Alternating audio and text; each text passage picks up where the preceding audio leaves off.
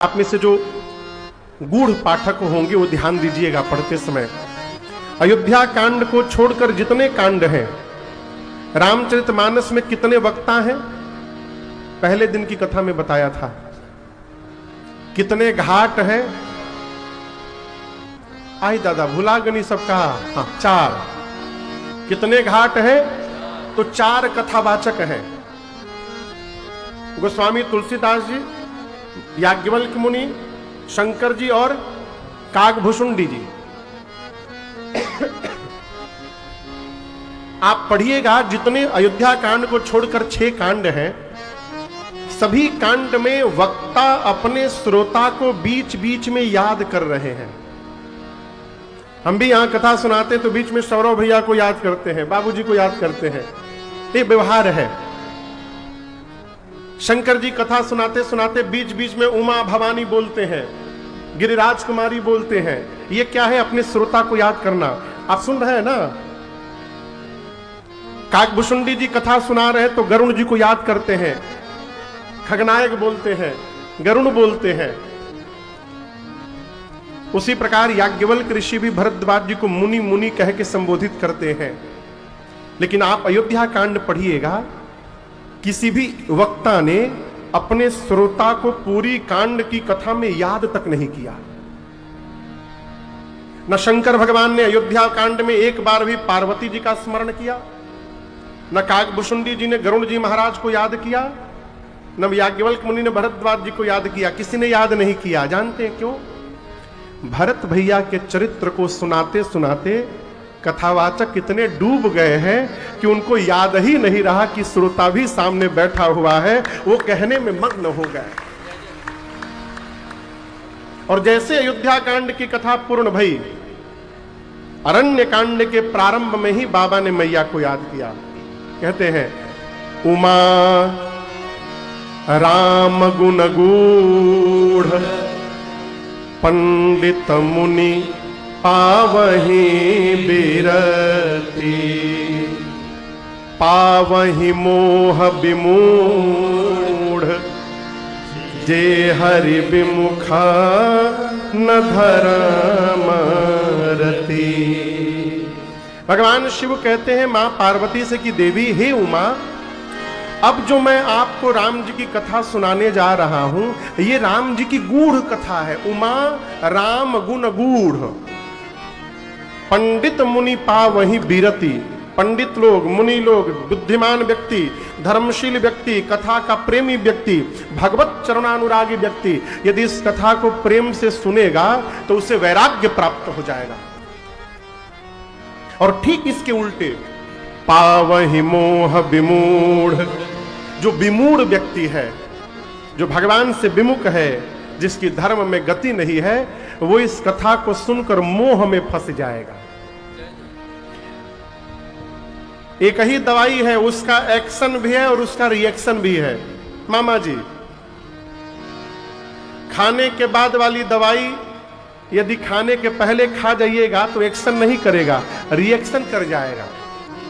कहो, भगवान की कथा यदि धर्मशील व्यक्ति सुने, भगवत प्रेमी व्यक्ति सुने, तो ये कथा ही उसको भगवत प्रेम की प्राप्ति करा देता है।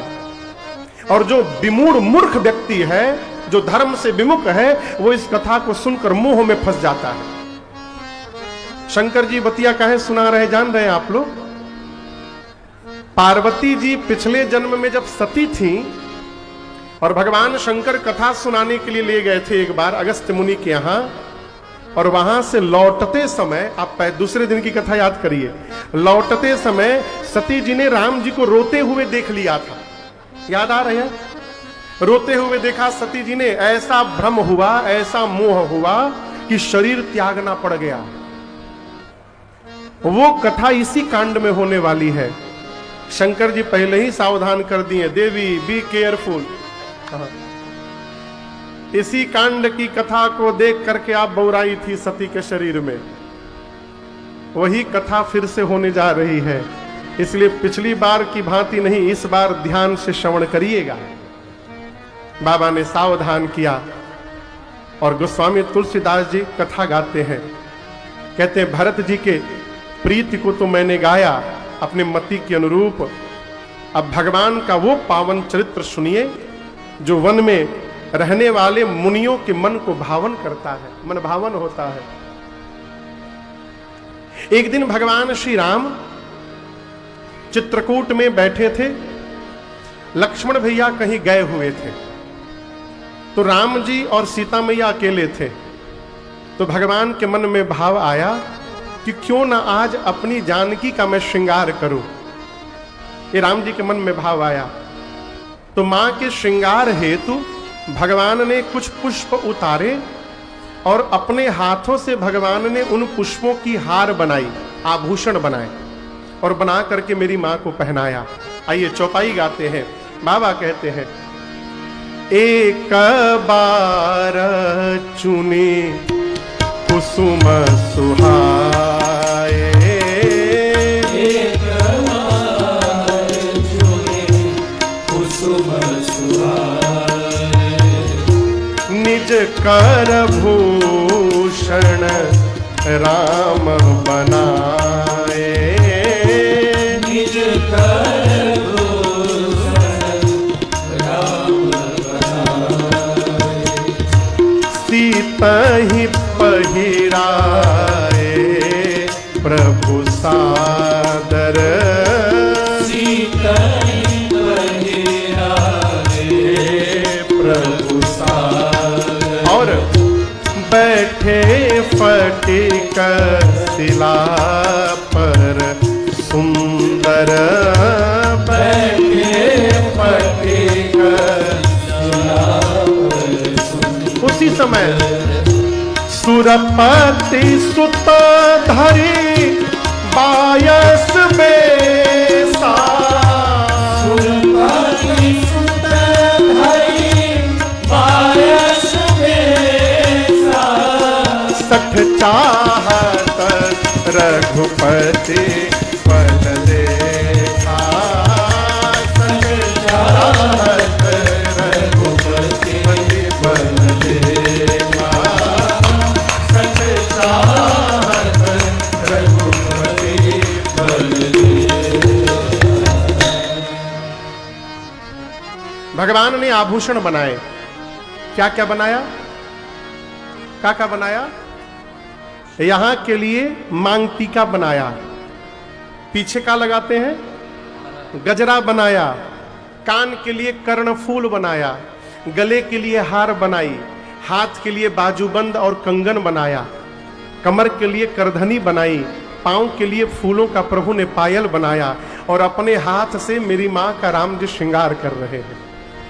एक एक आभूषण प्रभु ने मां को पहनाए और उसके बाद स्फटिक शिला पर मेरी मां के साथ भगवान बैठ गए। इस दृश्य को बाबूजी पूरा का पूरा देव समाज ऊपर से देख रहा है, देवलोक से। और उस भीड़ में देवताओं के राजा कौन है? बोलिए, इंद्र। उस भीड़ में देवराज इंद्र का बेटा है, उसका नाम है जयंत, वो भी खड़ा था। जयंत ने जब यह दृश्य देखा कि भगवान मां का श्रृंगार कर रहे हैं, जयंत सोचने लगा कहीं भगवानों मेहरारू सजावट है का? हाँ, भगवान भी कहीं पत्नी सजाएंगे? ना ना, ये भगवान नहीं होंगे, भगवान ऐसा काम करेंगे हो ना ना, मैं पता करूंगा ये कौन है, मैं इनके भुजाओं के बल का पता करूंगा। किसने सोचा?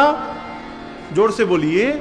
जयंत ने। और भगवान के बल का पता लगाने के लिए मूर्ख जयंत कौवा बन के नीचे चला आया। बना भी तो क्या बना? कौवा बना। देखिए, जैसी आपकी चेतना होगी वैसा आप रूप धारण करेंगे। एक आदमी, एक लड़का घर में सवेरे सोकर उठा और पिताजी से कहा कि पिताजी हम सपना देखनी है कि हम माड़ भात खात रहनी है। माड़ भात समझते हैं? जैसे कहा बाबूजी मारे दुई थपरा। बोले मूर्ख, सपनों देखा तो माड़ भात का, अरे देखना था तो मलपुआ का देखना चाहिए।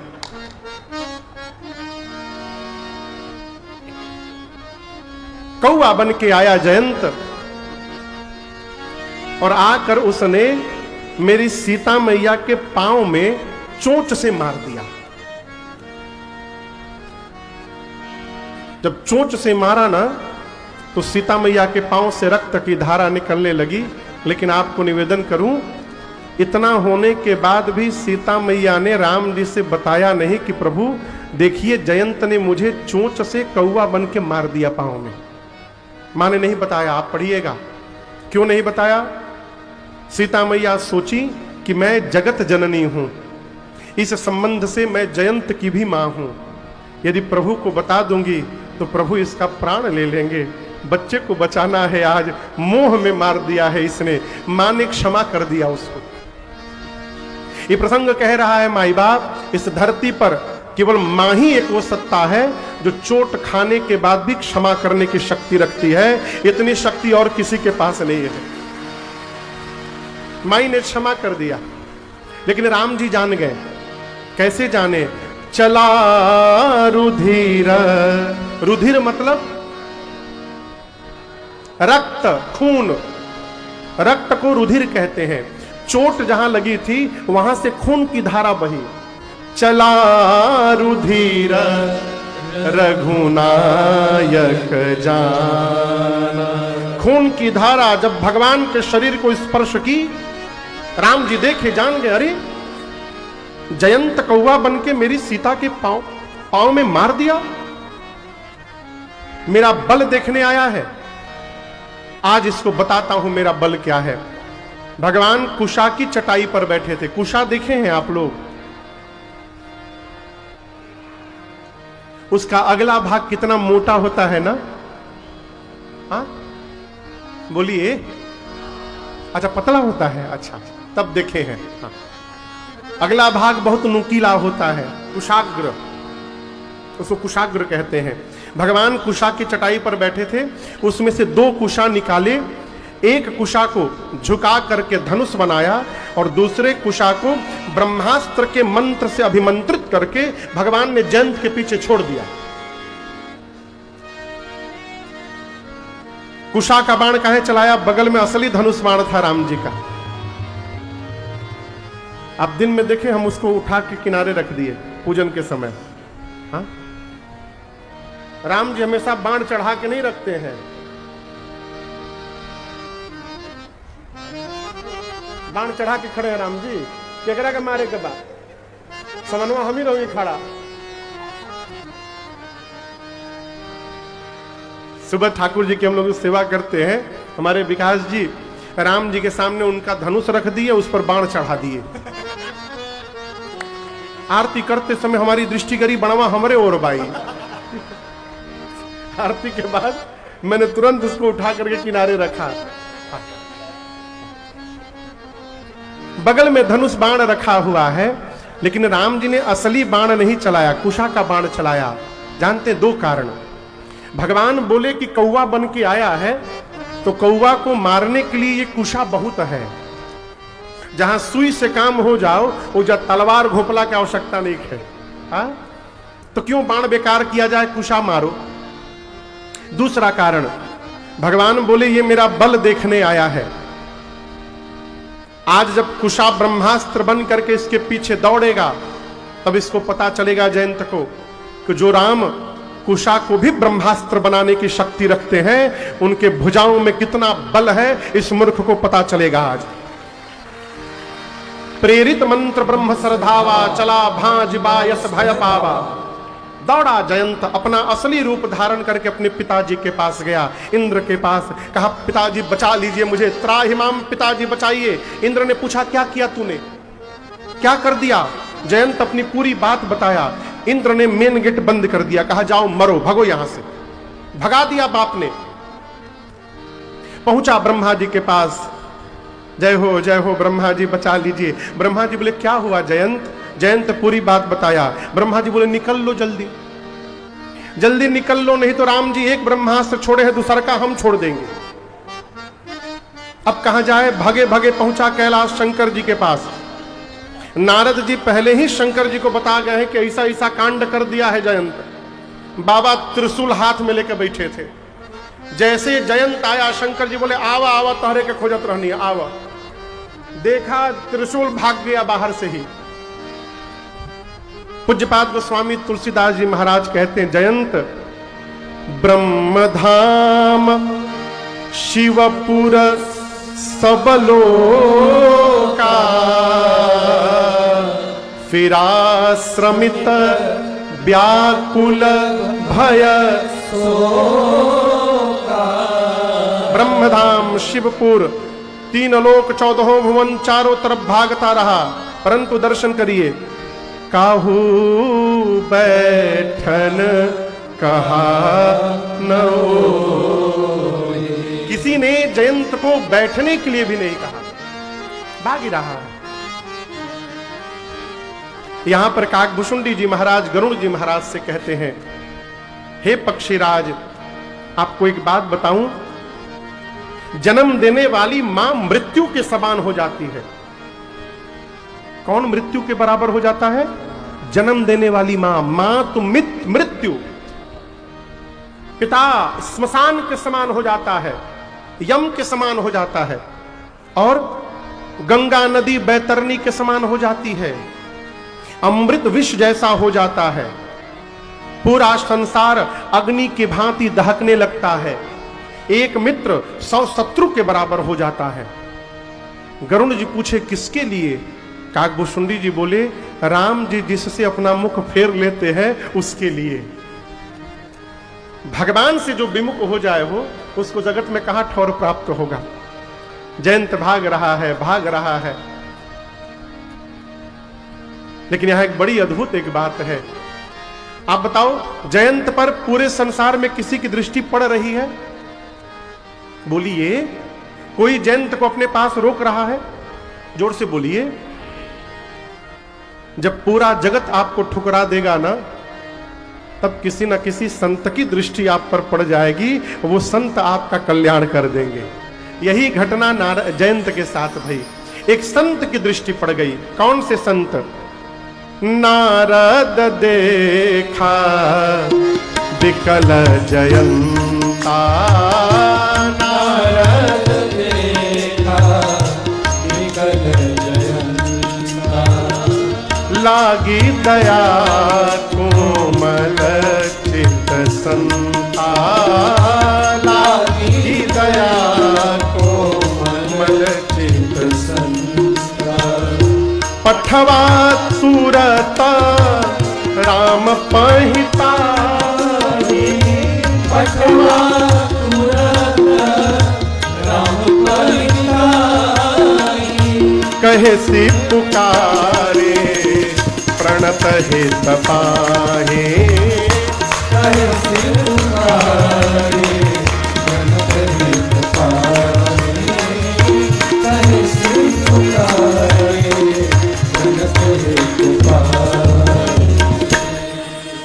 नारद जी की दृष्टि पड़ गई जयंत पर। नारद देखा विकल जयंता, जयंत दौड़ रहा है, भाग रहा है, ब्रह्मास्त्र पीछे पीछे लगा हुआ उसको मारने के लिए। नारद जी बोले, अरे जयंत क्या हो गया, रुको 2 मिनट। बोला, रुकूंगा नहीं, रुकते मर जाऊंगा। दौड़ा रहा है। नारद जी बोले, 2 मिनट रुको, क्या हो गया? बोला, नारद जी क्या बताऊं, ऐसा ऐसा मैंने अपराध कर दिया है, राम जी ने ब्रह्मास्त्र चला दिया, देखिए पीछे दौड़ा रहा है, और आज पता चला मुझे, विपत्ति में अपने सगे भी पराये हो जाते हैं, मेरे पिताजी ने मुझे ठोकर मार दिया है। कहां कहां नहीं दौड़ा मैं। नारद जी मुस्कुरा कर बोले, जयंत, दुनिया वाले मारते हैं तो राम जी बचा लेते हैं, तुमको तो राम जी ने मार दिया है, कौन बचाएगा तुमको? कहीं बचने वाले नहीं हो। हम एक बात बताएं तुमसे, ये ब्रह्मास्त्र तुमको मारने नहीं आया है। किसने बोला? नारद जी बोले, ये ब्रह्मास्त्र तुमको मारने के लिए नहीं दौड़ा रहा है। जयंत बोला, हमरी पीछे पड़ल बना, रौरी पीछे नहीं पड़ल, हमको दौड़ा रहा है। नारद जी बोले, बेटा मारना होता तो कब का मार देता, तुम पिताजी के दरवाजे जाके खड़े भय थे, उतनी देर में मार देता। ब्रह्मधाम जाके खड़े भय ब्रह्मा जी के सामने, वहीं मार देता, परंतु तुम ध्यान नहीं दिए हो, जब जब तुम खड़े होते हो तुम्हारे पीछे ये भी रुक जाता है, पीछे देखो एक बार। बोला, ये तो खड़ा है, यदि मारना नहीं तो हमको दौड़ा काहे रहा है? नारद जी बोले वो तुमसे कुछ कहना चाह रहा है, तुम ही हो कि सुन नहीं रहे हो, भागे जा रहे हो। वो कहना चाहता है जयंत, इस सृष्टि में कहीं भी दौड़ कर जाओगे बच नहीं पाओगे। यदि बचना चाहते हो तो जिन राम जी ने मुझे तुम्हारे पीछे दौड़ाया है उन्हीं राम जी की शरण में लौट करके चलो, मैं तुम्हारा कुछ नहीं बिगाड़ पाऊंगा, तुमको क्षमा कर दूंगा। ये तुमको बुलाकर वापस ले जाने के लिए आ रहा है, वापस जाओ राम जी के पास। यही संत का व्यवहार है। संत कौन? जो समाज में जगत में भटकने वाले जीव के पास जाए और उसको भगवत स्वभाव का परिचय कराकर भगवान की शरण में पहुंचा दे, ये संत का व्यवहार है। इना की समाज में घूमे, कोई भगत मिले तो उसे अपने में अटकाए रखे, ना ना हमरे के भाव जाओ। सच्चा सदगुरु वही है जो अपने शिष्य को भगवान से जोड़े। अपने से जोड़ने से क्या होगा हो? नारद जी ने कहा कि भगवान के पास जाइए। जैसे नारद जी ने कहा, जयंत दौड़ कर गया और पंडाल का वो दूसरा छोर देख रहे हैं ना, उतनी दूर से लौटने लगा। लोट लोट के आया, त्राहि माम त्राहि माम त्राहि त्राहि दयाल रघुराय। हे दयालु रघुनाथ जी, त्राहि माम त्राहि माम। भगवान बोले, अरे फिर से आ गया। अच्छा ये बताओ, सीता जी को काहे मारे थे तुम पांव में? बोला, प्रभु आपका प्रभाव देखने के लिए आया था। राम जी बोले, देखने आए थे तो भागे क्यों? बोला, प्रभाव का पता पास में नहीं चलता है, दूर जाके चलता है। राम जी बोले, कितनी दूर तक प्रभाव दिखाई पड़ा? बोला, 3 लोक 14 भुवन तक दिखाई पड़ा प्रभु। जहां जहां गया आपका प्रभाव दिखाई पड़ा। राम जी बोले, प्रभाव देखने आए थे, दिखाई पड़ गया, अब क्या करने आए हो? बोला, प्रभु पहली बार प्रभाव देखने आया था, अब की बार आपका स्वभाव देखने के लिए आया हूं। अगर नाथ देखोगे अवगुण हमारे, तो हम कैसे भाव से लगेंगे किनारे। अगर नाथ देखोगे अवगुण हमारे,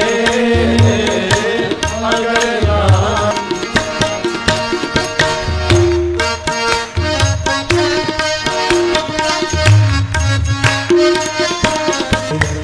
अवगुण हमारे, गुण हमारे, अगर नाथ अवगुण हमारे,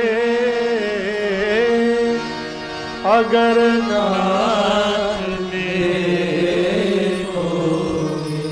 जयंत भगवान की शरण में आया है। पूज्यपाद गोस्वामी तुलसीदास जी कहते हैं कि जयंत ने ऐसा अपराध किया है। शंकर जी मां पार्वती से कहते हैं, देवी ऐसा अपराध किया है इसने कि इसका प्राण ले लिया जाए। यद्यपि तेहि कर वध उचित, जयंत का वध कर देना उचित दंड था, लेकिन रघुनाथ जी ने क्षमा कर दिया। प्रभु छाड़ेउ करी छोह, को कृपाल रघुवीर सम। भगवान जैसा कृपालु कौन होगा? राम जी ने उसकी केवल एक आंख निकाल ली। एक नयन करी तजा भवानी। क्यों निकाल ली एक आंख? पहला कारण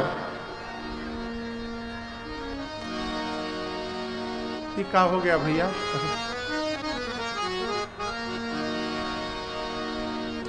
व्यवस्था करने वाले धीरे धीरे बोले। एक जगह हम कथा करने गए, वहां इतने व्यवस्थापक हो गए थे कि 9 दिन हमको परेशान किए सब। कथा सुनने वाली जनता, श्रोता बड़ी शांति से कथा सुने, और वो लोग बीच में घूम के बोले, कोई हल्ला नहीं करेगा। कोनो इधर चिल्लाए, कोनो उधर चिल्लाए, खुद हल्ला करे सब, कोई हल्ला नहीं करेगा। बोलना भी है ना तो धीरे से बोलिए, ऐसा ना बोलिए कि हमरो सुनाई पड़े। हाँ। पहला कारण भगवान सोचे, यदि ऐसे ही छोड़ देता हूं तो ब्रह्मास्त्र की महिमा घट जाएगी। जगत कहेगा राम जी के हाथों छोड़ा हुआ ब्रह्मास्त्र विफल हो गया। उसकी महिमा बचाने के लिए भगवान ने केवल एक आंख उसकी निकाल ली। दूसरा एक इसका भाव है कि उसको भगवान ने समदृष्टि प्रदान कर दी। समदृष्टि, आज के बाद तुम भेद देखोगे ही नहीं। जहां देखोगे एक ही तुमको दिखाएगा, एक नेत्र, एक आंख से तुम देखोगे, यानी सबको बराबर देखोगे, सब में भगवान का दर्शन करोगे। ये भीतर का भाव है।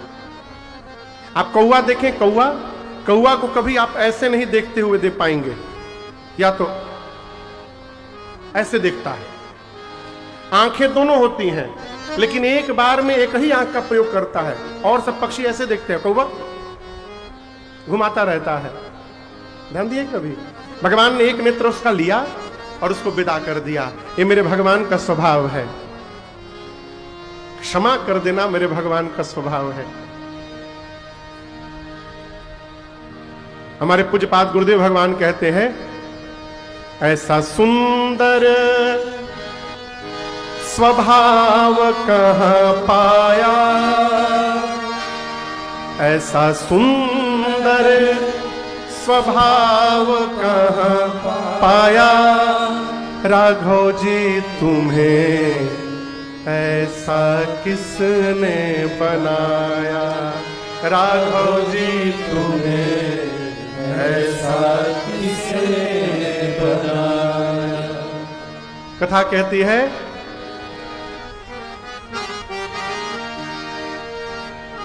सौरव बाबू कहां है? एक बात जीवन भर याद रखिएगा, प्रयास करिएगा, आप लोग भी सुनिए इस बात को, प्रयास करिएगा कि आपसे जो लोग जुड़ रहे हैं वो आपके प्रभाव को देख करके न जुड़े, वो आपके स्वभाव को देख करके जुड़े। आप समझ रहे मेरी बात को? आपके प्रभाव से प्रभावित होकर जो आपसे जुड़ेगा वो आपके साथ तभी तक खड़ा रहेगा जब तक आप प्रभाव में हैं। जिस दिन प्रभाव समाप्त हो गया हो, आप डीएम बन जाइए, आप मुख्यमंत्री बन जाइए, सांसद विधायक बन जाइए, देखिए ऐसे छिपे छिपे रिश्तेदार बाहर निकल के आएंगे जिनके बारे में आप सोच नहीं सकते। आप हमको नहीं पहचान रहे हैं, आप हमको नहीं पहचान रहे हैं, हम आपके जीजा के, फूफा के, मामा के, साला के पोता। अब आप जोड़िए रिश्ता। आज तक कहां थे? तो आज तक आप कभी डीएम बने नहीं थे, इसलिए हम निकले नहीं थे। आप डीएम बन गए, हम निकल गए बाहर। अब इस प्रकार के संबंध तभी तक हैं जब आप पद पर बैठे हैं। जिस दिन पद से उतरिएगा, दिया लेकर ढूंढिएगा, कोई मिलने वाला नहीं है।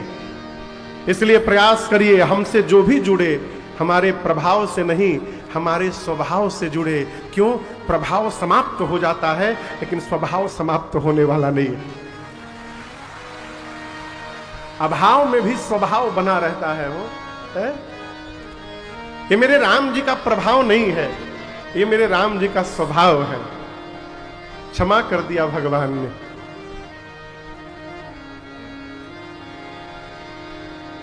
ऐसा सुंदर स्वभाव कहां पाया, राघव जी तुम्हें ऐसा किसने बनाया। भगवान शिव कहते हैं मां भवानी से, देवी कीन मोह बस द्रोह, यद्यपि ते ही कर बधाऊं चीत, परंतु प्रभु छाड़े करि छोह, को कृपाल रघुबीर समान। कौन है मेरे भगवान जैसा? निरुपम न उपमा आन, राम समान राम निगम कहे। उत्तरकांड में गोस्वामी तुलसीदास जी कहते हैं, निरुपम न उपमा आन, राम समान राम निगम कहे, समान राम निरुपम न उपमा आन, भगवान निरुपम है, कोई उपमा नहीं है। और राम समान तो कौन? राम। राम जी जैसे कौन है? तो राम जी जैसे केवल राम जी हैं। जुगनू देखें आप लोग, जुगनू एजा क्या बोलते हैं?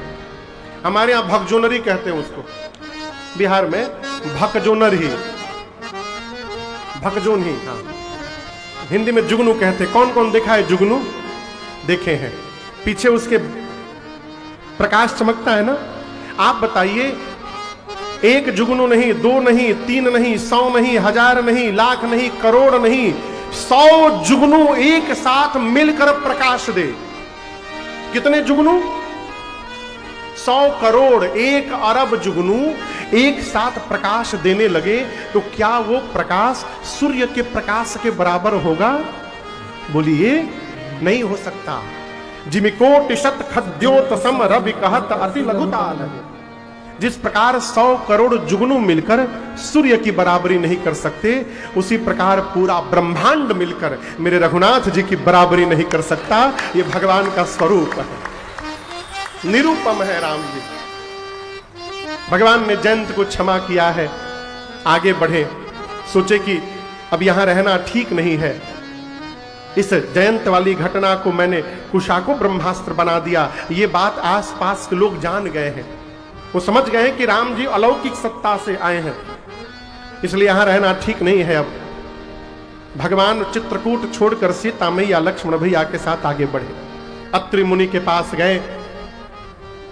अत्रि जी ने भगवान को गले लगाया है। राम जी ने जब दंडवत किया उठा करके, स्तुति की है, नमामि भक्तवत्सलम कृपालशील कोमलम। भगवान राम के चरणों में प्रीति बनी रहे, ऐसा वरदान मांगा अत्रि मुनि ने। उसके बाद भगवान श्री राम थोड़ी देर वहां रहे और विदा लेकर के आगे बढ़े। आपको बताऊं, एक महात्मा है, उनका नाम है सरभंग। क्या नाम है? जोर से बोलिए।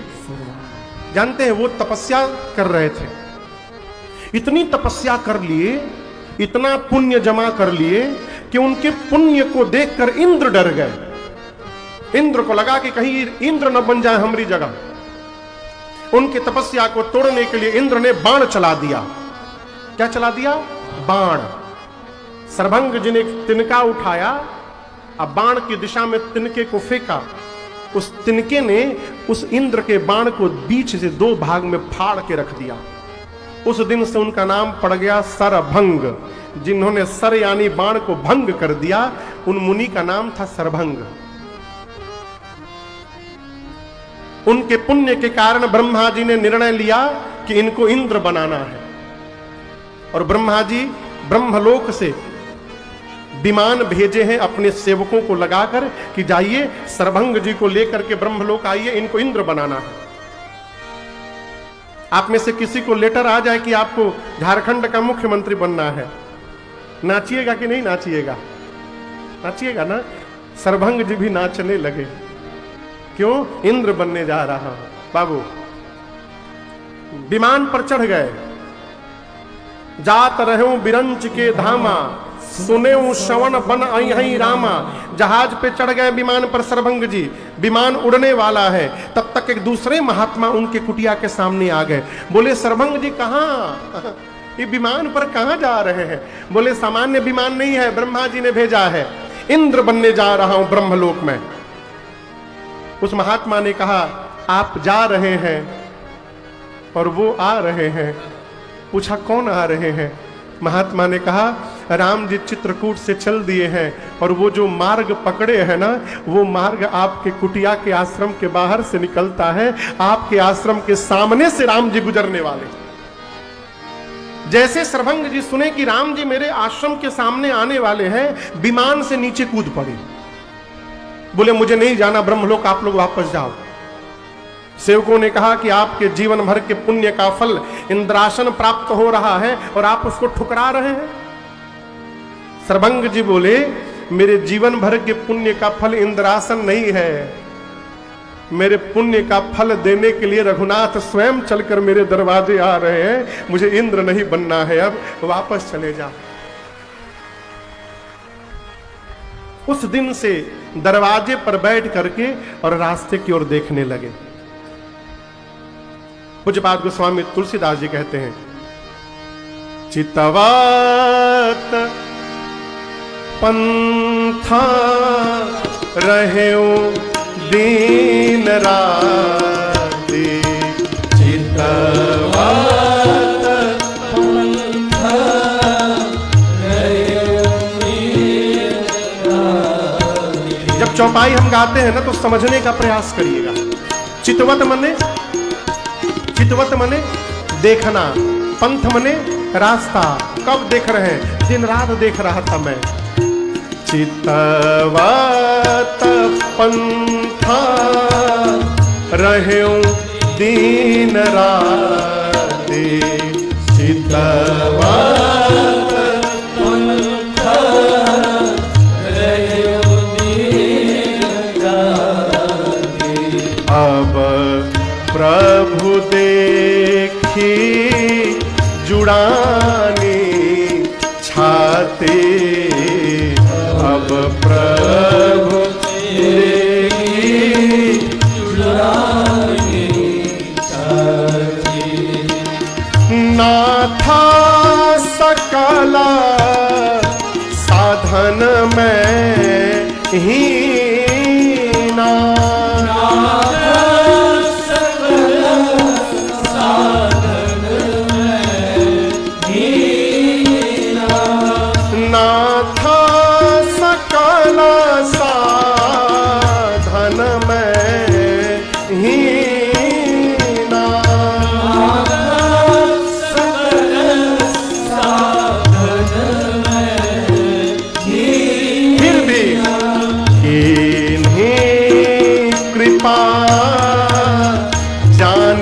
जन दीन्हा, कृपा जानी जन दीना, कृपा जानी जन दीना,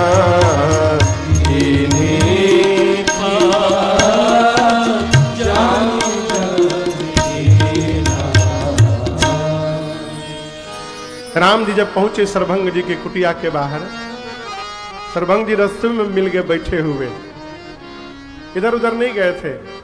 बाबूजी जिस दिन से सुने ना कि रघुनाथ जी आने वाले हैं, रोडवे पर बैठ गए थे, सोते भी नहीं थे, न कहीं जाते थे। कुटिया के भीतर में गया और कहीं उतने में राम जी निकल के चले जाएंगे तो फिर क्या होगा? रास्ते पर बैठ के उसी रास्ते की ओर दिन रात देख रहे थे। कहते चितवत पंथ रहेऊ दिन रात। लेकिन नाथ अब प्रभु देखी जुड़ानी छाती। आप दिखाई पड़ गए रघुनाथ जी, मेरा छाती जुड़ा गया आज प्रभु। अब जो बात सरभंग जी बोल रहे हैं ना, वो बात अनमोल वचन है। भगवान का भक्त वही है माई बाप जिसको पता न चले कि मैं भगत हूं। आप समझ रहे हैं? भक्त वही है जिसको पता ही ना रहे कि मैं भगत हूं। और जो भगत नहीं है वो भक्त का विजिटिंग कार्ड छपवा के घूम रहा है कि हम भगत शिरोमणि हैं। जिन सरभंग जी को इंद्र बनाने के लिए ब्रह्मा जी ने विमान भेजा है, वो सरभंग जी राम जी से कह रहे हैं कि प्रभु मैं अपने विषय में ठीक से जानता हूं, मैंने जीवन में ऐसा कोई काम नहीं किया है जिसके बदले में मुझे आपका दर्शन प्राप्त हो जाए। नाथ सकल साधन में हीना, मैं सभी साधनों से हीन हूं। मैंने ऐसा कोई पुण्य नहीं कमाया है कि मुझे आपका दर्शन मिलना चाहिए। हम लोग मंदिर में जानते हैं, हमको नहीं जानते, हमको अपनी जान रहे। हमारे जैसा कोई संत वीआईपी दर्शन कराने ले चलिए हमको। हम अपने आप को भगवान के सामने वीआईपी बना के रखे हैं। आप दर्शन करिए कहां हम लोग जी रहे हैं। और सरभंग जी कह रहे हैं प्रभु मैंने ऐसा कोई काम नहीं किया है जिसके बदले आपका दर्शन प्राप्त हो जाए। लेकिन नाथ, उसके बाद भी मुझे दर्शन मिल रहा है, ये मेरे भीतर कोई विशेषता नहीं है, ये आपका स्वभाव है। आपने मुझे अपना जन जाना है और अपना जन जानकर अपनी ओर से दर्शन देने आप यहां चले आए हैं। प्रभु, ये आपकी कृपा मेरे ऊपर। किन्हीं कृपा जान जन दीना। राम जी सुन रहे खड़े खड़े, आप दर्शन करिए। सर्वभंग जी ने राम जी, लक्ष्मण जी और मेरी मां को बिठाया भी नहीं है, खड़े खड़े बात हो रही है, पानी भी नहीं पूछा। बोले प्रभु आ गए, एक बात बोलूं मैं आपको। राम जी बोले कहिए। सर्वभंग जी बोले अब मैं जब तक नहीं बोलूंगा आप यहां से हिलेंगे नहीं। राम जी बोले नहीं हिलेंगे। भगवान खड़े हो गए। अब सर्वभंग जी पूरब दिशा में भागते हैं, लकड़ी उठा के लाते हैं, राम जी के सामने रखते हैं। फिर पश्चिम दिशा में दौड़ते हैं, वहां से फिर सूखी लकड़ी उठा के लाते हैं, राम जी के सामने रखते हैं। चारों तरफ दौड़ दौड़ कर लकड़ी जमा करने लगे। लक्ष्मण जी बोले राम जी से, भैया ये हो क्या रहा है? राम जी बोले हम कहाँ जाने क्या हो रहा है, जहां आप खड़े हो वहां मैं भी खड़ा हूं, आगे आगे देखिए क्या हो रहा है। सर्वभंग जी ढेर सारी लकड़ियां लाए और उसके बाद उन लकड़ियों को सजाए और लकड़ी सजाकर अपने हाथ से अपनी चिता बना ली। अपनी चिता बनाए, चिता बनाकर उसी लकड़ी के ऊपर, चिता के ऊपर बैठ गए। बैठने के बाद लक्ष्मण जी से बोले, लक्ष्मण जी वो मेरा कमंडल है, उसको उठाकर तनिक मेरे हाथ पर थोड़ा जल दे दीजिए। लक्ष्मण जी ने हाथ में जल दिया और अब सर्वभंग जी संकल्प कर रहे हैं, प्रभु तन से, मन से, वचन से आज तक मेरे शरीर द्वारा जो भी सत्कर्म हुआ है, मैं अपने जीवन के सारे सत्कर्म का पुण्य फल आपको साक्षी मानकर राम जी आपके ही चरणों में समर्पित करता हूं। मैं सारा पुण्य आपको दे रहा हूं। सारा पुण्य दे दिया भगवान को। भगवान बोले अच्छा ठीक है, अब आपको क्या चाहिए? तब सर्वभंग जी कहते हैं प्रभु एक वरदान चाहिए। सीता अनुज समेत प्रभु नील जलद तन श्याम मम हिय बसहु निरंतर सगुण रूप श्री राम। प्रभु आप तीनों जैसे खड़े हैं ना, सीता जी, अनुज आपके लक्ष्मण जी और आप, नीले रंग के बादल जैसा श्याम वर्ण है आपका, इसी स्वरूप में आप निरंतर मेरे हृदय में विराजमान रहे प्रभु। जब नेत्र बंद करूं आपका दर्शन प्राप्त हो जाए, इसके अलावा मुझे और कुछ नहीं चाहिए आपसे। भगवान ने कहा तथास्तु, ऐसा ही होगा। और उसके बाद पता है क्या किया? दाहिने पांव के अंगूठे से योगाग्नि को प्रज्वलित कराया और अपनी चिता में अग्नि लगाकर सर्वभंग जी ने अपने आप को जला करके समाप्त कर दिया। भगवान को प्राप्त कर लेने के बाद फिर कुछ प्राप्त करने की चाह नहीं रहती है। परम लक्ष्य है वो। राम कृपा बैकुंठ सिधारा, भगवान ने उनको बैकुंठ विदा किया है। इस घटना के बाद भगवान आगे बढ़े। एक जगह पर बहुत सारा हड्डी दिखाई पड़ा। हड्डी समझते हैं, मनुष्य, मानव हड्डी, मानव अस्थियां दिखाई पड़ी। भगवान ने पूछा ऋषि मुनियों से, ये अस्थियां किनकी है? ऋषि मुनि बोले महाराज प्रभु ये सारे साधु महात्माओं की अस्थियां हैं। निशाचर आए राक्षस दक्षिण दिशा से, इन मुनियों को, साधुओं को खा के चले गए। कैसे खा के चले गए हो? सर्वभंग जी को नहीं खाए बगल में, आगे सुतीक्ष्ण जी उनको नहीं खा रहे हैं, अगस्त मुनि को नहीं खा रहे, इन्हीं लोगों को खा रहे हैं। इसलिए खा रहे हैं कि लोग साधु महात्मा बन के खाली भंडारा खाते हैं, भजन वोजन नहीं करते हैं। रूप बना लिए महात्मा का, घूम घूम के भंडारा खा रहे हैं, भजन वोजन करना नहीं है। भजन नहीं करेंगे तो तपस्या का तपबल कहां से आएगा? ऐसे महात्माओं को निशाचर आके खा के चले गए। भगवान की भुजाएं फड़क गई। भगवान ने तुरंत भुजाओं को ऊपर उठाया, संकल्प किया, निश्चर हीन करऊं मही भुजों उठाई पण की। भगवान ने प्रण किया कि मैं धरती को निशाचरहीन कर दूंगा। सकल मुनि के आश्रमणि जाय जाय सुख दे। भगवान ने धरती को निशाचरहीन करने का संकल्प किया है। आगे चले। सुतीक्षण जी की कथा मैंने आपको बीच में एक दिन सुनाई थी ना, शालिग्राम भगवान वाली। वही सुतीक्षण जी भगवान को मिले। गुरु जी ने कहा था मेरे भगवान को लेके आना। अगस्त ऋषि के पास लेकर गए। राम जी ने वहां कहा अगस्त मुनि से, प्रभु मैंने संकल्प किया है धरती को निशाचरहीन करूंगा, आप मुझे मंत्र दीजिए। देखिए भैया इशारा कर रहे हैं, आप लोग धीरे धीरे थोड़ा आगे घुसूक आइए, जगह है अगवा, आप थोड़ा घुसूक आइए जितना आ सकते हैं। थोड़ा थोड़ा कर कुर करिए। कर कुर बुझाता, कर कुर, इसके लिए भोजपुरी में शब्द है कर कुर करिए।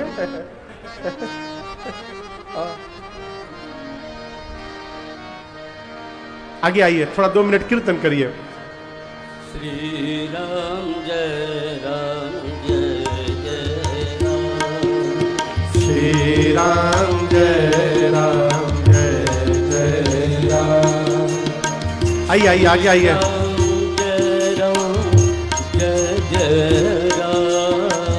श्री राम जय राम जय राम। श्री राम जय राम जय राम।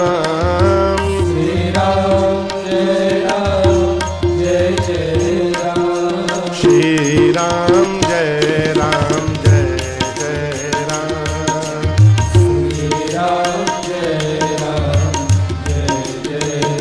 श्री राम जय राम जय राम। अगस्त मुनि से भगवान ने कहा कि आप मुझे वो मंत्र दीजिए जिससे मैं निशाचरों का अंत कर सकूं। अगस्त मुनि ने भगवान को आदित्य हृदय का पाठ करके, स्तोत्र का पाठ करके सुनाया। आपको एक बात बताऊं, एक विमान है जिसका नाम है, दुनिया के सबसे पहले हवाई जहाज का नाम पता है क्या है? पुष्पक विमान। क्या नाम है? आप लोग इसका नाम सुने हैं। यह विमान किसके पास था?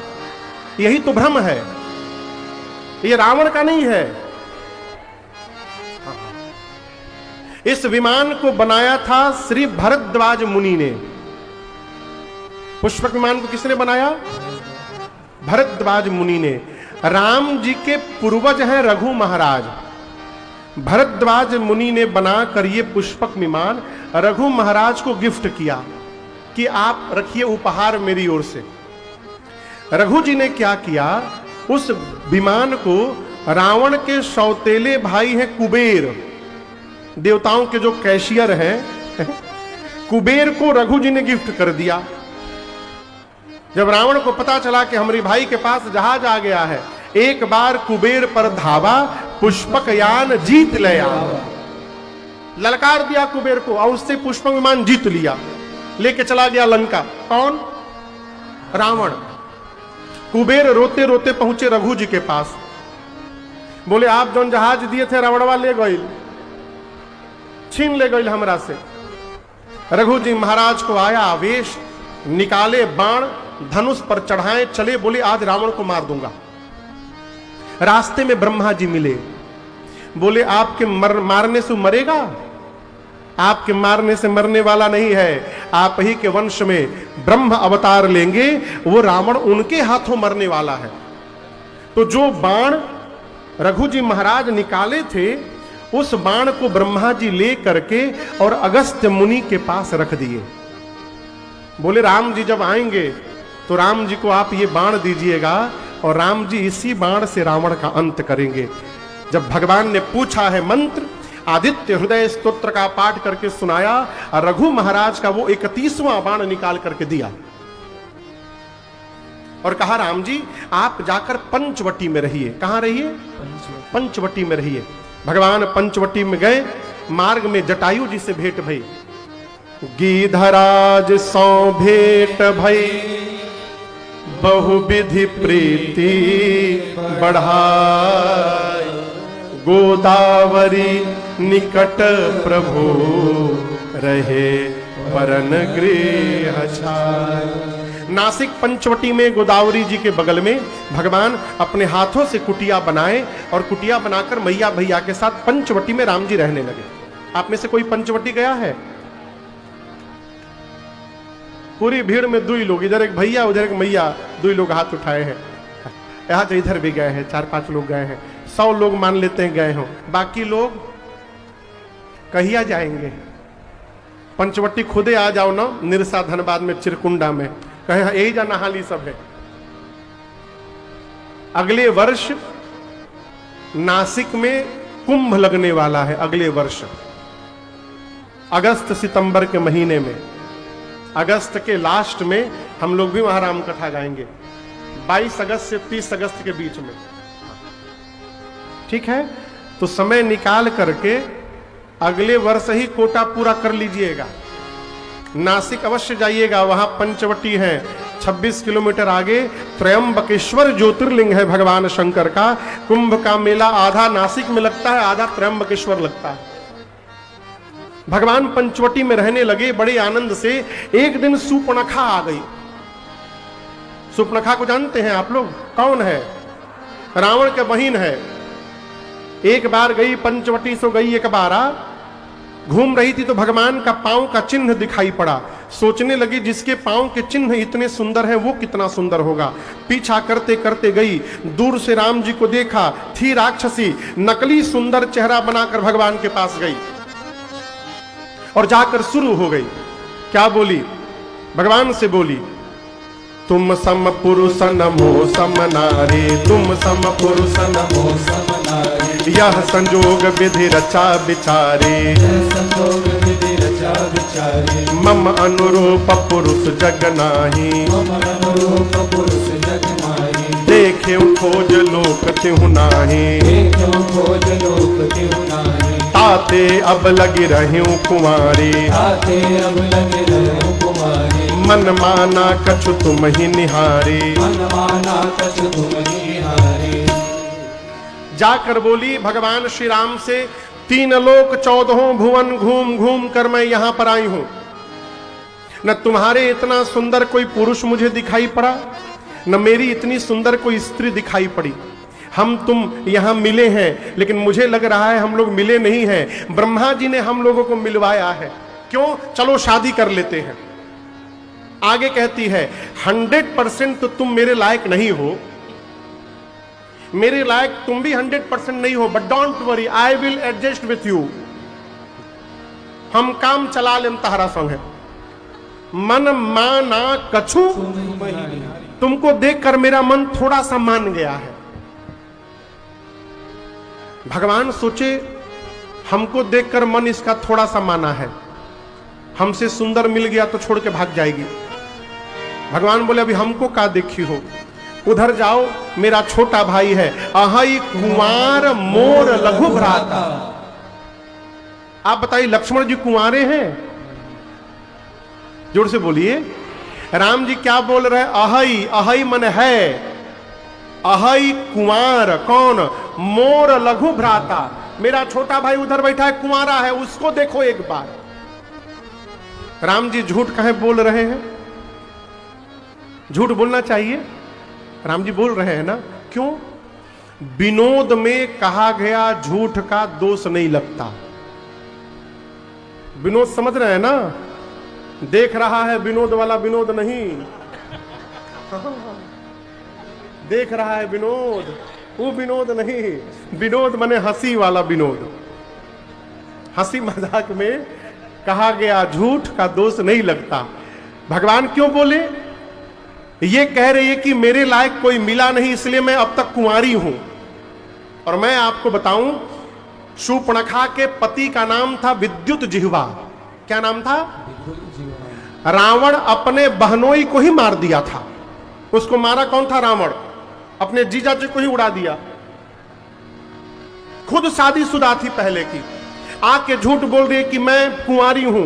भगवान विनोद किए, जैसन तू कुंवारी बाड़ू वैसन उहो कुंवारा बाड़न, जा उनिए जा। अहई कुंवार मोर लघु भ्राता। गई लक्ष्मण जी के पास। लक्ष्मण जी ने दूर से देखा, पहचान लिया तो रावण की बहन है। जाकर वही सीडी फिर लगा दी। 3 लोग 14 भुवन घूमी हूं, कोई नहीं मिला हमारे तुम्हारे जैसा, हम तुम मिले हैं, ब्रह्मा जी ने मिलाया है, चलो शादी कर ले। लक्ष्मण जी बोले हमको जान रही हो मैं कौन हूं? बोली उधर एक लोग बैठे हैं, वो कह रहे थे आप कुमार हैं। लक्ष्मण जी बोले हम कुमार नहीं, हम खाली मारत हैं बस। काहे शादी करना है तुमको? बोली हमको रानी बनना है। लक्ष्मण जी बोले हमारी बारे में जानती हो? सुंदरी सुन मैं ऊन कर दासा, जो तुमको मेरे पास भेजे हैं मैं उनका दास हूं। बोली अच्छा वो कौन है? लक्ष्मण जी बोले प्रभु समर्था कौशलपुर राजा। वो कौशल नरेश है, कौशलपुर के राजा हैं, मैं उनका दास हूं। हमरी संगे ब्याह करबू दासी बन जइबू, उन्हें ब्याह करबू रानी बन जइबू। अब बताओ का बने के बाद? बोली हमको तो दासी रानी बनना है। लक्ष्मण जी बोले खड़ी काहे हो, जाओ उधर। फिर लक्ष्मण भैया भेजे उसको राम जी के पास, जाकर बोली आप तो कह रहे थे आपका भाई है, वो आपका दास निकल गया। राम जी बोले पढ़ाया तुम पढ़ ली तो तुमको पढ़ा रहा है, मेरा छोटा भाई है, लखनऊ का पूरा डिपार्टमेंट उसी के पास है। आपको बताऊं लखनऊ का नाम पहले लखनपुरी था। क्या नाम था? बाद में मुगल आए तो उसको लखनपुरी को लखनऊ कर दिए। मुगल आए तो लखनऊ कर दिए। अब उत्तर प्रदेश में बाबा आए हैं। फैजाबाद से मुक्ति मिल गई, मुगल सराय से मुक्ति मिल गई, इलाहाबाद से मुक्ति मिल गई, अब नंबर लखनऊ के है। आश्चर्य ना करिएगा कि लखनऊ लखनपुरी में बदल जाए। कहो भगवान बोले जा जा उन्हीं जा। फिर गई। राम जी लक्ष्मण जी उसको मिलकर पेंडुलम बना दिए थे, इधर उधर इधर उधर घूम रही है। लक्ष्मण जी के पास दोबारा गई, भैया कहां बर्दाश्त करते हैं दोबारा। जाकर बोली शादी करना। बोला लक्ष्मण चुप रहो, बहुत चुकनाइल बड़ी ब्याह खाते तुम अपना चेहरा देखियो, अपना चेहरा देखियो। तुम्हारे साथ वही विवाह करेगा जो लज्जा का त्याग करके बैठा है। इतना अपमान कहां बर्दाश्त करती। विकराल रूप धारण करके दौड़ी है सीता मैया की ओर। राम जी ने इशारा किया लक्ष्मण जी को, भैया काट दो। का कर दो? का काट दो, खाली नाक नहीं। लक्ष्मण अति लाघव सो नाक कान बिनु ताके कर रावण कहा मनो सुनो। लक्ष्मण जी ने उसका नाक कान दोनों काट के हाथ पे रख दिया। कान काहे कटवाया? राम जी बोले खाली बोलती है सुनती नहीं है, खाली बोलती है। जब सुनने का काम है नहीं तो टोपा नियर कान लेके घूमला के काम मतलब, काटो कान इसका। और नाक क्यों कटवा दिया? बोल रही थी मेरे से सुंदर कोई नहीं है। देखिए चेहरा कितनो गोर हो जाए, यदि नाक डिस्टर्ब हुआ फिर भगवाने मालिक है बाबू। चेहरा कितनो गोर हो जाए, नाक चौड़ा हो जाए, पातर हो जाए, टेढ़ हो जाए, छोट हो जाए, सुग्गा निर्लाम हो जाए। आप देखिएगा कोई भी शादी के लिए लड़की देखकर आता है तो घर वाले पूछते का हो लड़कियां के नाक नक्शा ठीक है ना? आंख नक्शा क्यों नहीं पूछ रहा है सब लोग नाक नक्शा पूछते हैं। नाक ठीक है ना? नाक बिगड़ा सुंदरता गई। भगवान बोले काटो एक नाक। लक्ष्मण जी ने नाक काटी, दोनों कान काटा और उसके हाथ पे रख दिया। कहा मिला लो बराबर है ना, बाद में कंप्लेन मत करिए कि वो कान छूट गई रहे हमारा। दोनों कान नाक के तुम्हारे हाथ पर है, जाओ रावण को देना और कहना लक्ष्मण ने चुनौती भेजी है रावण को। सुपनखा रावण के पास नहीं गई, खरदूषण के पास गई। खरदूषण को लेकर के आई और भगवान ने ऐसी माया रची सब आपस में लड़के मर गए। आपको बताऊं खरदूषण दोनों भाई थे। तपस्या करके ब्रह्मा जी से वरदान मांगे कि हम मरे नहीं।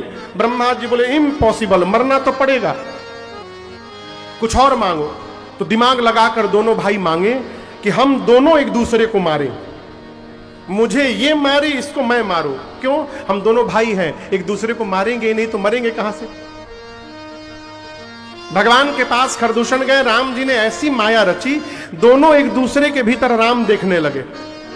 खर दूषण के भीतर राम जी को देखने लगा, दूषण खर के भीतर राम जी को देखने लगा, और आपस में बाण चला के दोनों मर गए। हम आपको बात बताएं, लक्ष्मण जी ने कहा था रावण के पास जाना, ये खरदूषण के पास गई। जानते हैं क्यों? शूर्पणखा जानती है कि जितना बल रावण में है उतना ही बल खरदूषण में है। जिस दिन रावण ने शूर्पणखा के पति को मारा था, शूर्पणखा ने सौगंध लिया था कि रावण तुम्हारे कुल को समाप्त करके रहूंगी मैं।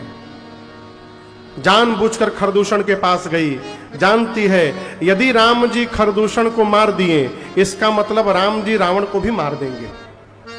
और ये दोनों इतने बड़े मूर्ख थे खरदूषण, इनको पता ही नहीं चला कि हमको ट्रायल में लेके जा रही है। लेके गई, भगवान ने मार दिया। खरदूषण जब मर गए, अब पहुंची है शूर्पणखा रावण के पास, जाकर लगी चिल्लाने, दिन रात मदिरा पीकर सोते हो तुमको पता नहीं है रावण तुम्हारा शत्रु तुम्हारे सिर पर नृत्य कर रहा है। रावण बोला प्रवचन बाद में देना, ये नाक कान कहां कटवा के चली आई? बोली 2 वीर पुरुष आए हैं, राम और लक्ष्मण। राम के कहने पर लक्ष्मण ने काटा है, उनके साथ बड़ी सुंदर स्त्री है, उनका नाम सीता है, वो इतनी सुंदर है उसको तुम्हारे पास होना चाहिए। भड़का रही है। रावण बोला मेरे पास क्यों आई? खरदूषण के पास जाना चाहिए था। बोली गई थी मैं। फिर क्या हुआ? वो भी दोनों गए थे। आगे बताओ। चले गए। बोला कहां चले गए? बोले मर गए खरदूषण। रावण सुना खरदूषण मर गए, उपचार हेतु शूर्पणखा को विदा किया। भवन में जाकर अपने कक्ष में प्रवेश करके द्वार को बंद किया और एकांत में जाकर रावण सोचने लगा, जितना बल मेरे में है उतना खरदूषण में था। खरदूषण मोहि सम बलवंता, अति नहीं कुमारई दीनु भगवंता। जितना बल मेरे में है उतना खरदूषण में था। भगवान को छोड़कर दूसरा कोई मार नहीं सकता। रावण खरदूषण मर गए हैं, इसका केवल और केवल एक अर्थ है कि इस धरती पर भगवान ने अवतार ले लिया है, भगवान ने ही उसको मारा है। अब रावण बेचैन है, भगवान आ गए तो मेरा उद्धार कैसे होगा? मुझे भी तो उद्धार कराना है अपना। तुरंत माला उठाया तुलसी जी का, बोला आज से मैं भी भजन करूंगा और भजन करके अपना उद्धार कराऊंगा। भगवान आ गए हैं। आधी माला जपा, उबासी आई और माला छूट गया। जीवन में जब तामस अधिक हो जाता है ना तो भजन में मन नहीं लगता। जीव कथा में आएगा, घर में भले नींद ना आए, कथा में आते आते नींद आ जाती है? भगवान के सामने पूजा करने बैठेगा, एक माँ बार बार उबासी आने लगेगी। ये क्या है? तामस का प्रभाव है। रावण का मन उच्चाटन हो गया मन में। रावण कहा मेरे से भजन नहीं हो पाएगा। अब चिंतित है, भगवान आ गए हैं, भजन नहीं कर पाऊंगा तो उद्धार कैसे होगा मेरा? कहीं अवसर न चला जाए, मैं पीछे न रह जाऊं। अंत में निर्णय किया, भजन नहीं कर पाऊंगा तो क्या हुआ, युद्ध तो कर ही सकता हूं। मैंने सुना है राम जिसको मारते हैं उसको भी उद्धार करते हैं, अपने धाम विदा करते हैं। मैं राम से युद्ध करके मुक्ति प्राप्त करूंगा। कहता है तो मैं जाई बैर हठी करी हूं। राम जी भले न लड़े, मैं अपनी ओर से जाके झगड़ा करूंगा। अब प्रभु सर प्राण तजे भवतरी हूं। राम के बाण से प्राण का त्याग करके मैं भी मुक्त हो जाऊंगा। इसका क्या मतलब है? इसका मतलब है कि ऐसा ना समझिएगा कि रावण राम जी को पहचान नहीं रहा है, सब जान रहा है। उसके पास कोई उपाय नहीं बचा है। गलत मार्ग पे जाना तो सरल है, लेकिन जाकर के वापस आना ये सरल नहीं है। रावण चला मारीच के पास। इधर एकांत पाकर लक्ष्मण जी कहीं गए हुए थे, तो एकांत पाकर भगवान ने सीता जी से कहा, सुनहु प्रिया बत रुचिर सुशीला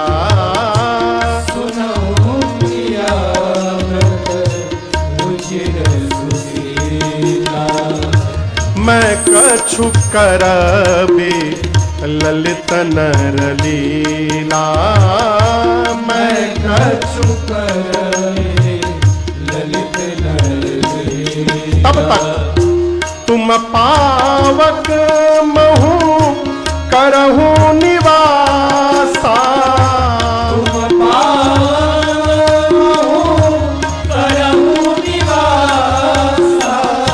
जो लगी करो निशाचर नासा, जो लगी करो निशाचर नासा, जो लगी करो निशाचर नासा।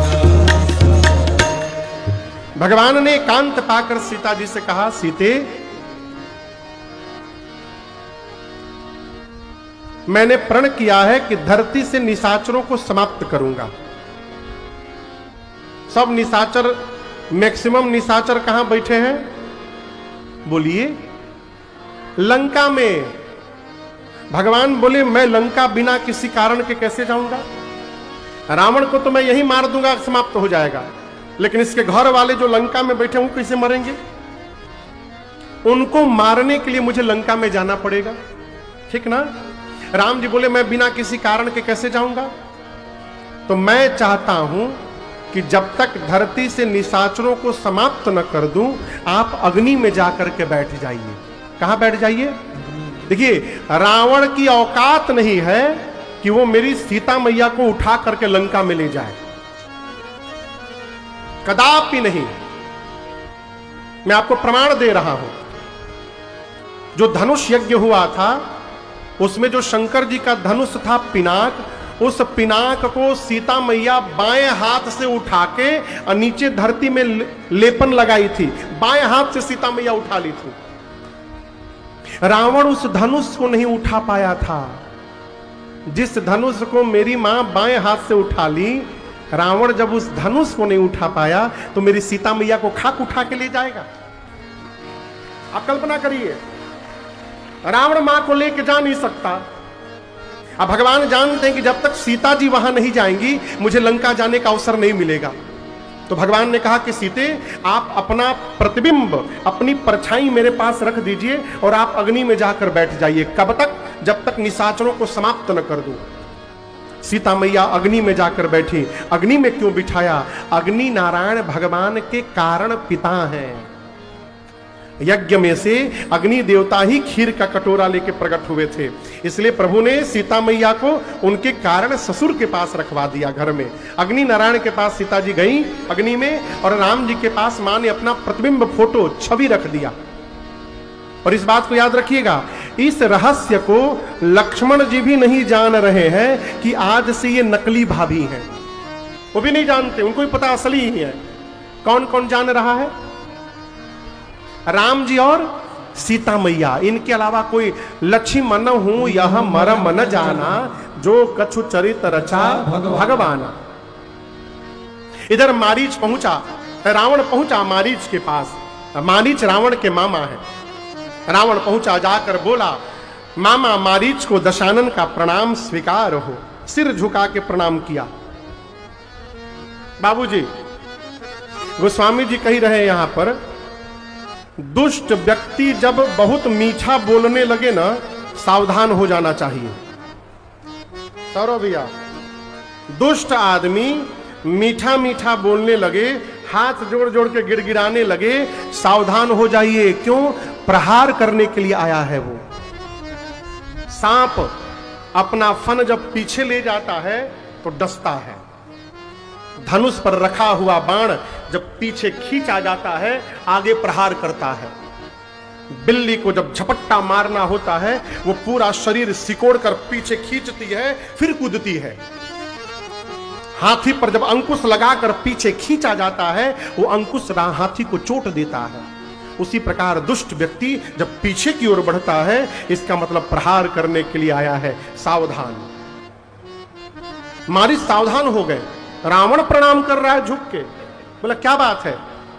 रावण बोला, चलिए मामा, सोने का हिरण बनिए मामा। आपको नहीं बोल रहा हूं। मामा जी सोचे हम ही को बोल रहे हैं। मारीच को कहा रावण ने, चलिए सोने का हिरण बनिए। हो कपट मृग तुम छलकारी। मारीच पूछा क्यों? रावण बोला राम की पत्नी सीता का हरण करना है। मारीच बोला दिमाग ठीक है? ये वही राम है जिन्होंने ताड़का को मार दिया, ये वही राम है जिन्होंने सुबाहु को मार दिया, ये वही राम है जिसने खरदूषण को समाप्त कर दिया, ये वही राम है जिन्होंने मुझे बिना फर का बाण मारा था, मैं 100 योजन दूर समुद्र पार जाकर गिरा था। राम को तुम जीव समझ रहे हो रावण, राम जीव नहीं है, भगवान है। मैं कहता हूं शरण में चले जाओगे तो तुम्हारा उद्धार हो जाएगा। रावण बोला हम प्रवचन सुनने नहीं आई ले जा, प्रवचन सुनने नहीं आया हूं आपसे, चलते हो कि नहीं चलते हो, हां ना में उत्तर दो बस। रावण मारीच बोला जाऊंगा ही मारे थे, अब की बार जाऊंगा तो मार देंगे। रावण बोला नो बोलो नो, नहीं जाऊंगा बोलो नो, जाओगे तो राम मार देंगे, तुम नो बोलोगे तो मैं अभी मार दूंगा, तुम बोलो नहीं जाऊंगा मैं अभी मार दूंगा, बोलो। अब मारीच देखा कि जाऊंगा तो राम मारेंगे, नहीं जाऊंगा तो ये पापी मारेगा है। यदि मरना ही है तो चलकर भगवान के हाथों मरा जाए, कम से कम उद्धार तो प्राप्त हो जाएगा जीवन को। इस पापी के हाथों क्यों मरना जाए? जीवन में 9 व्यक्ति से विरोध नहीं करना चाहिए। यहां मारीच ने सूत्र दिया है, न वही विरोधे नहीं कल्याणा। कौन कौन है वो? शस्त्री। याद रखिएगा 9 आदमी से झगड़ा नहीं करना चाहिए। पहला आदमी शस्त्री, शस्त्री यानी जिसके पास हथियार है उससे झगड़ा नहीं करना चाहिए, चुप रहना चाहिए।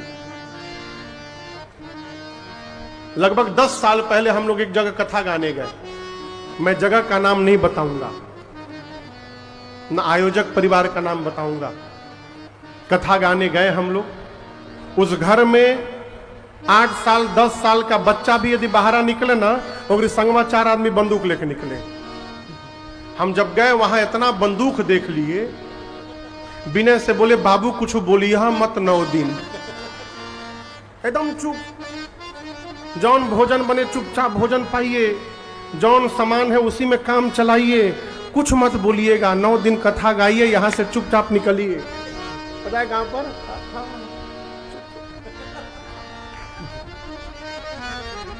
जिसके पास शस्त्र हो उससे विरोध नहीं करना चाहिए, मार देगा शस्त्री से। दूसरा मर्मी से, जो आपका मर्म जानता है उससे विरोध नहीं करना चाहिए। न जाने कब खोल देगा हो पोल। पहले भारतीय रेलवे में 12 वर्ष तक हाफ टिकट लगता था, पहले के समय में। अभी भी लगता है हाफ टिकट, अब 3 साल, अब जो भी हो। पहले 5 साल के पहले टिकट ही नहीं लगता था, 5 साल से 12 साल तक हाफ टिकट लगता था। एक पिताजी पैसा बचाने के चक्कर में अपने 12.5 साल के बेटे का टिकट हाफ टिकट कटवा लिए थे, 12 साल बता करके। बेटे को पता चल गया था कि हमारा फुल टिकट होना चाहिए, बाबूजी हाफ कटाए हैं। हावड़ा स्टेशन से ट्रेन खुली, अभी श्रीरामपुर पहुंची थी खाली, तब तक झाल मुड़ी आया। बेटा बोला बाबूजी बाबूजी झाल मुड़ी, झाल मुड़ी, चुप, झाल मुड़ी, झाल मुड़ी। 5 मिनट हुआ नहीं, झाल मुड़ी। बोला बता दूंगा। पिताजी बोले क्या बता दोगे? बोले टीटी आएंगे बता दूंगा कि अब हम फुल टिकट के हैं, बाबूजी हाफ टिकट काटे हैं। बाबूजी बोले इसको झाल मुड़ी दो। बंडील जाते जाते बोला बाबूजी बाबूजी फ्रूटी फ्रूटी। बोले अभी नहीं, बता दूंगा। फ्रूटी पिया। बाबूजी हाफ टिकट काट के 350 रुपया बचाए थे। वो हावड़ा से बर्धमान जाते जाते 600 खा चुका था।